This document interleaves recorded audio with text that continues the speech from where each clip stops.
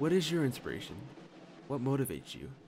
These are the questions that everyone asks themselves in order to pursue a career of becoming the best. For Andrew Neiman, becoming one of the greats is his goal.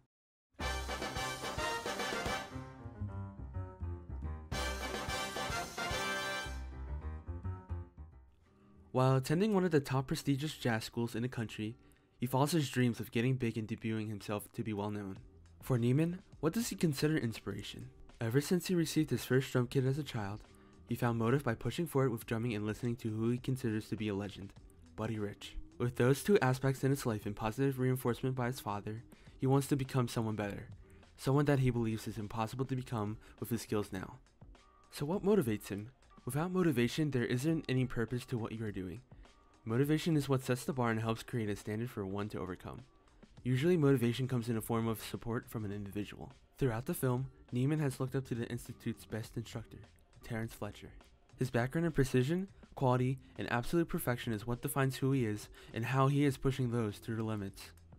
Who wouldn't want to ask him for his expertise to become great? Well, to start, his teaching methods are rather unique.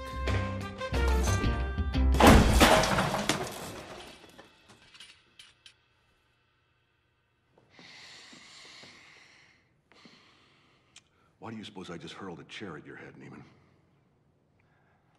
I don't know. Sure you do. The tempo? Were you rushing or were you dragging? I don't know. Start counting. 5, 6, 7. In 4, damn it! Look at me! 1, 2, 3, 4. 1, 2, 3, 4. 1, 2, 3. Now, was I rushing or was I dragging? I don't know. Count again. 1, 2, 3, 4. 1, 2, 3, 4. 1, 2, 3, 4. Rushing or dragging? Rushing. So you do know the difference!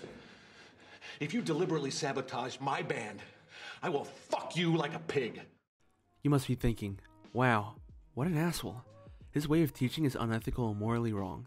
Why would you inflict harm on those trying and making little mistakes? To Fletcher, every mistake is a big mistake. If you don't know what you're doing and what you are doing wrong, you aren't in the right place to be under his wing. Remember that perfection is what he seeks and will go for no less. If you are consistent with your mistakes, how can you learn if you keep on being persistent without any criticism to improve? How can you try to do your best if you don't know how to perform the best? The only way Fletcher teaches is by enforcing brutal consequences and rewards those to stay with him as long as they perform their job.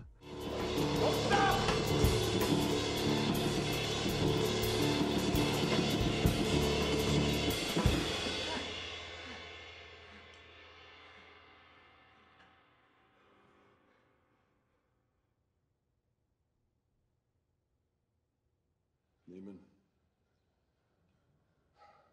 you weren't a part. All of these characteristics of Fletcher is what motivates Neiman because they both share a similar goal. Neiman wants to become the best, while Fletcher is looking for the best. For Neiman to prove his worth to Fletcher, he goes to the extreme by pushing his absolute limits physically and mentally. He tries to focus on nothing more but drumming and clearing all distractions from his path in order to achieve his dream. With his mindset on becoming a professional, he avoids interaction with those around him and becomes overconfident, egotistical, and blinded by his own superiority. I got a reply for you, Andrew. You think Carleton football's a joke? Come play with us. 4 words you will never hear from the NFL. Who wants dessert? And from Lincoln Center? Neiman becomes so overwhelmed that he forgets what his inspiration is, and questions, is drumming still worth it even with all he has been through? But then he finally cracks.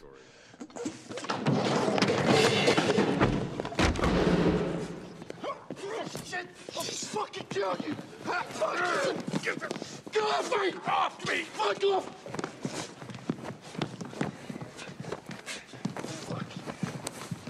Fuck you! Fuck you, Fletcher! Fuck you! Get off! Fuck! Piece of shit! Fuck you!